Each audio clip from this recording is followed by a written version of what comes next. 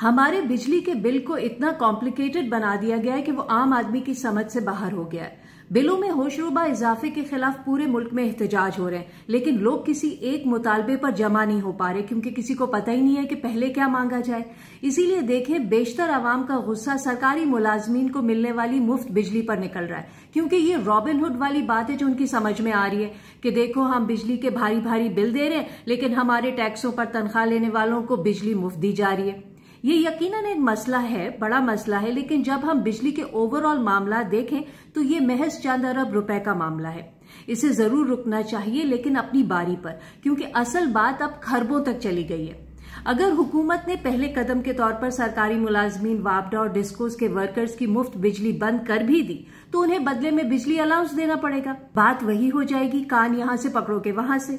ऐसा हुआ तो ये सिर्फ एक लॉलीपॉप होगी कि वक्ती तौर पर एहतजाज करने वाले चुप हो जाएंगे, असल मसले वहीं के वहीं रहेंगे, बिजली के बिल वैसे ही बढ़ते रहेंगे। तो करें क्या, मुतालबा क्या करें? पहले बुनियादी सी ये बात समझ लें, मुतालबा खुद ब खुद सामने आ जाएगा। हमारे बिजली के बिलों में दो बड़े इश्यूज हैं जिनकी वजह से आज नौबत यहां तक आ गई है। पहला है कैपेसिटी पेमेंट का, जिसका ताल्लुक बिजली बनाने वाली निजी कंपनियों यानी आईपीपी से है।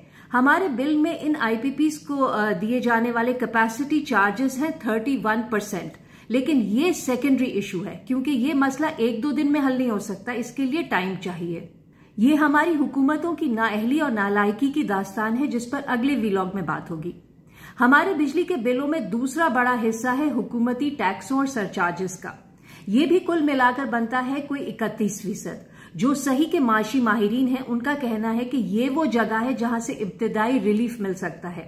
इस 31% में 17.5% लगता है जीएसटी, जनरल सेल्स टैक्स। ये इसलिए लगाया गया है क्योंकि हमारी हुकूमतें मुल्क के अमीर तरीन तबकों पर टैक्स लगाना नहीं चाहती। उनका टैक्स बोझ जीएसटी के नाम से पाकिस्तान के तमाम बिजली सार्फिन में बांट दिया गया है। अगर आपकी बिल्डिंग में दो बदमाश लोग माहाना मेंटेनेंस देने से इनकार कर दें और बिल्डिंग कमेटी उनका बोझ बकिया फ्लैट वालों पर डाल दे, तो समझे यही जीएसटी है। इस 17.5% जीएसटी से पूरा बिल एकदम बढ़ जाता है।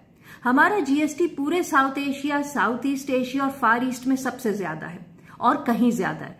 हमने यूरोप और अमेरिका की नकल में इतना ज्यादा जीएसटी लगा रखा है, वहां की तनख्वाहें देखें और अपनी यहां की देखें, कोई तुक बनती है? हमसे नकल भी अकल से नहीं होती। ये जीएसटी एक तरह का वो इनकम टैक्स है जो अशराफिया नहीं देती, तो हमसे इनडायरेक्टली जीएसटी कहकर निकलवाया जाता है।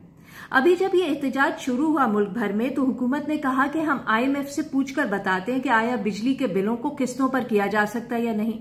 यहीं से हुकूमत की नीयत का पता चलता है, क्योंकि वो आईएमएफ से सवाल ही गलत कर रही है। आईएमएफ को इससे कोई मतलब नहीं है कि आप बिजली के बिलों में कितना टैक्स लगाते हैं। आईएमएफ सिर्फ ये कहता है कि टैक्स से हासिल होने वाली आमदनी बढ़ाओ। अब कैसे बढ़ाओ, ये उसका मसला नहीं है, लेकिन फिर भी आईएमएफ ने कहा कि चलो, अगर तुम्हें समझ में नहीं आ रहा तो हम बताए देते हैं। रियल एस्टेट और ये जो बड़े बड़े जमींदारों की ज़रई आमदनी है, उन पर टैक्स लगाओ। मगर बात फिर वहीं आती है, कोई भी हुकूमत ऐसा करना नहीं चाहती क्योंकि वो खुद अशराफिया का हिस्सा है।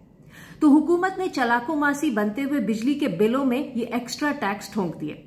इसलिए आईएमएफ से उल्टा सवाल पूछ रही है कि क्या हम बिजली के बिलों को किस्तों पर कर सकते हैं। जाहिर है आईएमएफ कहेगा ऐसा करने से मुकर्ररा वक्त में हुकूमत को जो पैसे जमा करने हैं उसमें ताखीर होगी, जो आईएमएफ मुआहदे के खिलाफ है। वैसे भी बिलों को किस्तों पर करने से हमारा क्या फायदा, पैसे तो हमें फिर भी भरने होंगे। पाकिस्तान में 25 करोड़ की आबादी है। इनकम टैक्स से हासिल होने वाली आमदनी का 90% सिर्फ 3.25 लाख लोगों से हासिल किया जाता है। बकिया सब पर मेहरबानी है। जो टैक्स दे रहे हैं, हुकूमत उन्हीं के हलक से मजीद निकलवा रही है। दुनिया में पाकिस्तान का शुमार उन मुल्कों में होता है जहां सबसे कम लोग टैक्स देते हैं। तो हुकूमतें जब वोटरों की नाराजगी और भाईबंदी की वजह से रियल एस्टेट वालों, जमींदारों और दुकानदारों वगैरह पर टैक्स नहीं लगाती, तो यही हल निकालती हैं कि चलो, टैक्स का दायरा बढ़ाने के बजाय टैक्स चोरों का पैसा बिजली के बिलों में लगा देते, हमारा काम भी कम हो जाएगा।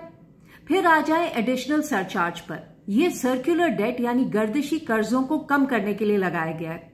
इसके नाम से ही जाहिर होता है, जब गर्दिशी कर्जे कम ना हो सके तो चार्ज लगा दो, फिर भी कम ना हो तो सरचार्ज लगा दो, बात फिर भी ना बने तो इजाफी सरचार्ज फिट कर दो।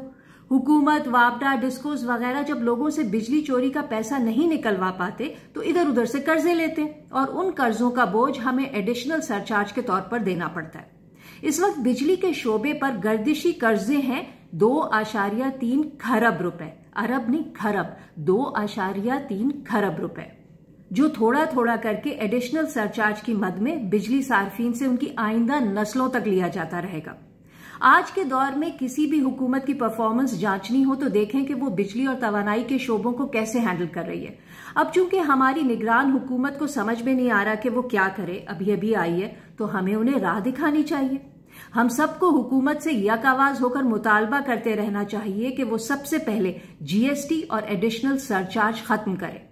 पहले घरेलू सार्फिन के बिलों से जीएसटी हटाए, फिर बतदरीज कारोबारी इदारों तक आए और साथ ही मुल्क में टैक्सों का दायरा बढ़ाए। हम कब तक हुकूमती नाअहली और नालायकी का बोझ उठाते रहेंगे? कब तक गरीबों के मुंह से निवाला छीनकर अमीरों की अय्याशियों को सब्सिडाइज किया जाता रहेगा इस मुल्क में?